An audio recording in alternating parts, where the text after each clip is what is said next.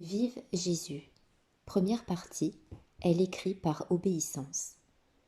C'est donc pour l'amour de vous seul, ô mon Dieu, que je me promets d'écrire ceci par obéissance, en vous demandant pardon de la résistance que j'y ai faite. Mais comme il n'y a que vous qui connaissiez la grandeur de la répugnance que j'y sens, aussi n'y a-t-il que vous seul qui me puissiez donner la force de la surmonter. Ayant reçu cette obéissance comme de votre part, voulant punir par là le trop de joie et de précaution que j'avais pris pour suivre la grande inclination que j'ai toujours eue de m'ensevelir dans un éternel oubli des créatures. Et une fois après avoir tiré des promesses des personnes que je croyais pouvoir y contribuer et brûlé les écrits que j'avais faits par obéissance, c'est-à-dire ceux qu'on m'avait laissés, cette ordonnance m'a été faite. Faites, ô mon souverain bien, que je n'écrive rien que pour votre grande gloire et ma plus grande confusion. Partie 2.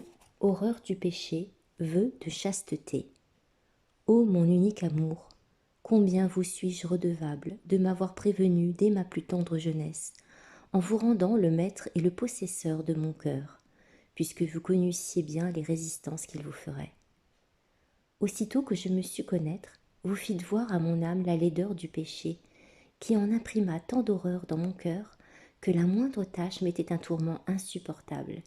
Et pour m'arrêter dans la vivacité de mon enfance, l'on n'avait qu'à me dire que c'était offenser Dieu. Cela m'arrêtait tout court et me retirait ce que j'avais envie de faire.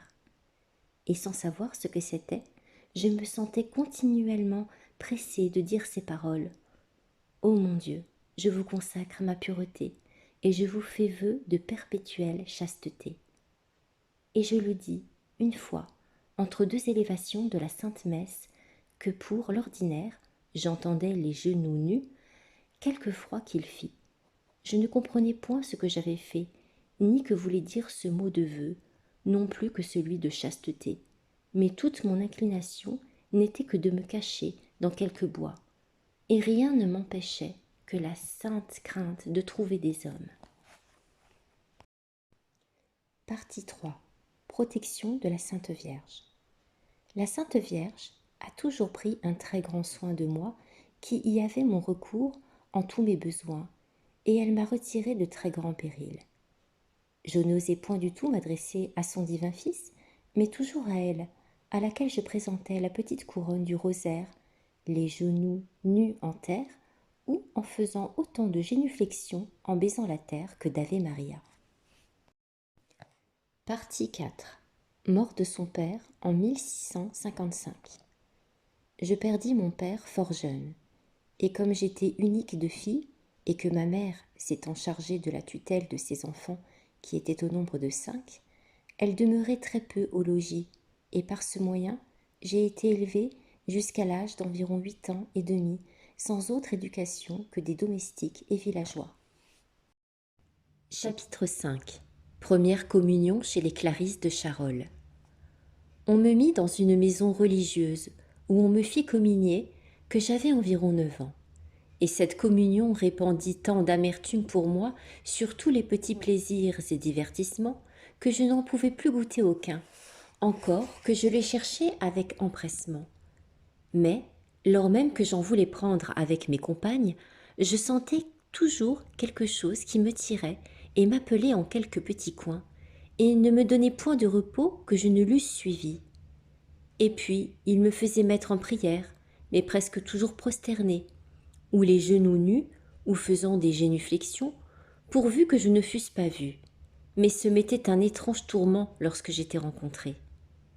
J'avais grande envie de faire tout ce que je voyais faire aux religieuses, les regardant toutes comme des saintes, pensant que si j'étais religieuse, je le deviendrais comme elles. Cela m'en fit prendre une si grande envie que je ne respirais que pour cela, quoique je ne les trouvasse pas assez retirées pour moi, et, n'en connaissant point d'autres, je pensais qu'il fallait demeurer là. Chapitre 6. Longue maladie guérie par la Sainte Vierge. Mais je tombai dans un état de maladie si pitoyable que je fus environ 4 ans sans pouvoir marcher. Les os me perçaient la peau de tous côtés. ce qui fut la cause qu'on ne me laissa que 2 ans dans ce couvent, et on ne put jamais trouver aucun remède à mes maux que de me vouer à la Sainte Vierge, lui promettant que si elle me guérissait, je serais un jour une de ses filles. Je n'eus pas plus tôt fait ce vœu que je reçus la guérison avec une nouvelle protection de la très Sainte Vierge, laquelle se rendit tellement maîtresse de mon cœur qu'en me regardant comme sienne, elle me gouvernait comme lui étant dédiée, me reprenant de mes fautes et m'enseignant à faire la volonté de mon Dieu. Et il m'arriva une fois que, m'étant assise en disant notre rosaire, elle se présenta devant moi et me fit cette réprimande, qui ne s'est jamais effacée de mon esprit, quoique je fusse encore bien jeune. Elle dit : « Je m'étonne, ma fille, que tu me serves si négligemment. » Ces paroles laissèrent une telle impression dans mon âme qu'elles m'ont servi toute ma vie. Chapitre 7. Période de dissipation. Ayant recouvert la santé, je ne pensais plus qu'à chercher du plaisir dans la jouissance de ma liberté, sans me soucier beaucoup d'accomplir ma promesse. Mais ô mon Dieu, je ne pensais pas alors ce que vous m'avez fait bien connaître et expérimenter du depuis, qui est votre sacré cœur m'ayant enfanté sur le calvaire avec tant de douleur, que la vie que vous m'y aviez donnée ne pouvait s'entretenir que par l'aliment de la croix, laquelle serait mon mets délicieux. Et voici comment. Sitôt que je commençai à respirer l'air de la santé, je me portai à la vanité et à l'affection des créatures, me flattant de la tendresse que ma mère et mes frères avaient pour moi, me mettant en liberté de prendre mes petits divertissements, en me donnant du bon temps autant que je voudrais. Mais vous me fîtes bien voir, ô mon Dieu, que j'étais bien éloignée de mon compte, lequel j'avais fait suivant mon inclination naturellement portée au plaisir, mais non selon vos desseins qui se trouvaient bien éloignés des miens. Chapitre 8. Persécution domestique. Car ma mère s'étant dépouillée de son autorité dans sa maison pour la remettre à quelque autre qui s'en prévalurent de telle manière que jamais elle ni moi ne furent en si grande captivité. Non que je veuille blâmer ces personnes en ce que je vais dire, ni croire qu'elles fissent mal en me faisant souffrir. Mon Dieu ne me permettait pas cette pensée, mais seulement de les regarder comme instruments dont il se servait pour accomplir sa sainte volonté. Nous n'avions donc plus aucun pouvoir dans la maison, et nous n'osions rien faire sans permission. C'était une continuelle guerre, et tout était fermé sous la clé, en telle sorte que souvent je ne me trouvais pas même de quoi m'habiller pour aller à la sainte messe, que je n'eusse emprunté coiffe et habit. Ce fut pour lors que je commençai à sentir ma captivité, à laquelle je m'enfonçais si avant que je ne faisais rien et ne sortais point sans l'agrément des 3 personnes. Ce fut dès lors que toutes mes affections se tournèrent à chercher tout mon plaisir et consolation dans le très saint sacrement de l'autel. Mais, ne trouvant dans un village éloigné de l'église, je n'y pouvais aller qu'avec l'agrément de ces personnes, et il se trouvait que quand l'une le voulait, l'autre ne l'agréait pas.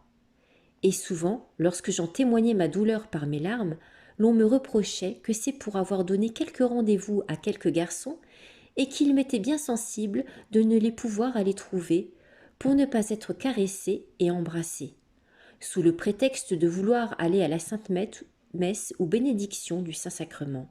Et moi, qui sentais dans mon cœur une si grande horreur de tout cela, que j'aurais plutôt consenti à voir déchirer mon corps en 1000 pièces que d'avoir de telles pensées. C'était pour lors que, ne sachant où me réfugier, sinon en quelque coin du jardin, ou d'étable, ou autre lieu secret, où il me fut permis de me mettre à genoux pour répandre mon cœur par mes larmes devant mon Dieu, par l'entremise de la très sainte Vierge, ma bonne mère, à laquelle j'avais mis toute ma confiance. Et je demeurai là des journées entières, sans boire ni manger. Mais cela était ordinaire, et quelquefois quelques pauvres gens du village me donnaient par compassion un peu de lait ou de fruits sur le soir. Et puis, lorsque je retournais au logis, c'était avec une si grande crainte et tremblement qu'il me semblait être une pauvre criminelle qui venait recevoir sa sentence de condamnation.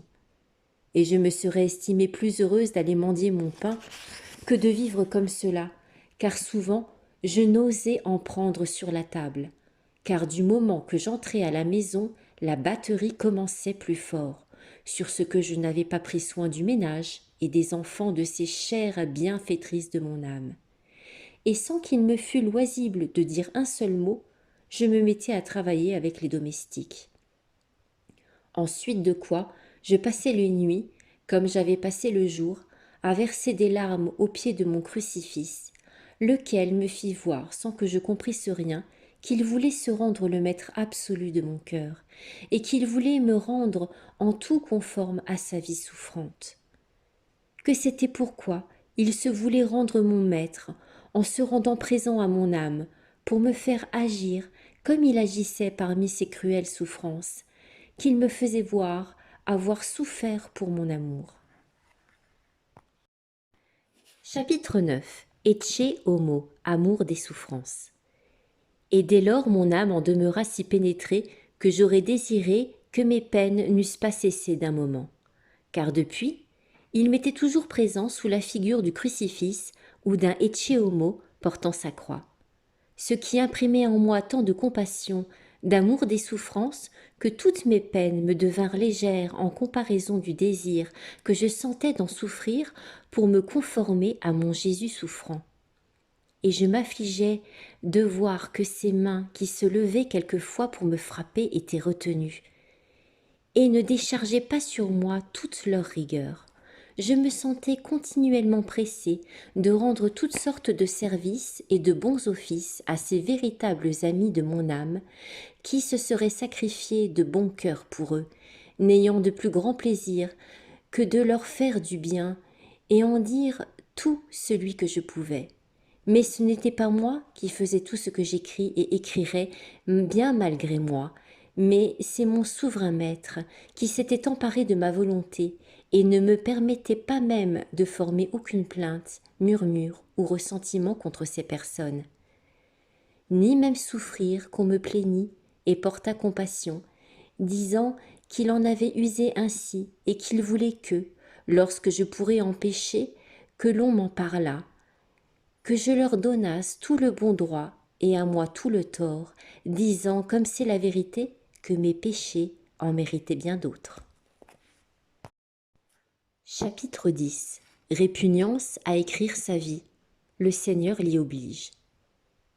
Mais dans l'extrême violence qu'il me faut faire en écrivant ceci, que j'avais toujours tenu caché avec tant de soin et de précaution pour l'avenir, tâchant même de n'en conserver aucune idée dans ma mémoire, afin de tout laisser dans celle de mon bon maître, auquel j'ai fait mes plaintes, dans la grande répugnance que je sens, mais il m'a fait entendre, et il dit « Poursuis, ma fille, poursuis.